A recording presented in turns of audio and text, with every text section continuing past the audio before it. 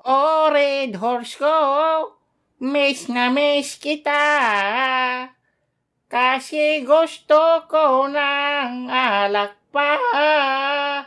Oh, red horse ko. Huwag kang kikilos sa masama. Oh. What is happiness? Hold up to.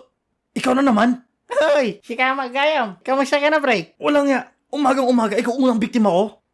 Oo nga, no. Ang swerte mo naman. Wala. Hindi na ako tulad ng dati. Ngayon, nanakawan na kita. Kundi, ibabaon ko na talaga sa'yo to. Okay. Pwede mamaya na lang, pre. Ha? Anong mamaya? Bakit? Medyo nagmamadali kasi ako ngayon eh. Saan ka pupunta? Punta sana ako ng isim ngayon kasi alam mo naman pre, malapit na yung Valentine's. Bibili sana ako ng iririgalo ko kay Aubrey. Ikaw may iririgalo ka na sa jowa mo?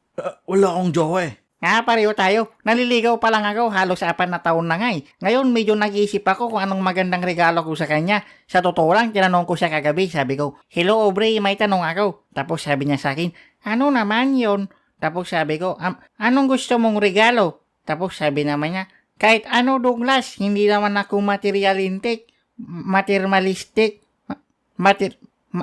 Materialistic, Bonak. Oo yun. Tapos sabi pa niya sa akin, kahit anong regalo mo naman basta galing sa puso. Kaya ayun, baka bigyan ko siya ng Vitamax. Hay, sige pala punta na ako Sige, ingat.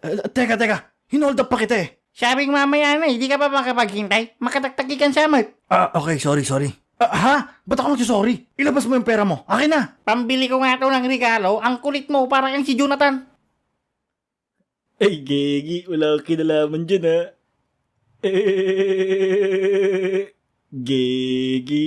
Magkano ba yung regalo na bibili mo? Para akin na lang matira. Yun nga di ko nga alam kung anong regalo ang bibilin ko. Ikaw, may naisip ka ba? Bakit di mo na lang regaluhan ng singsing?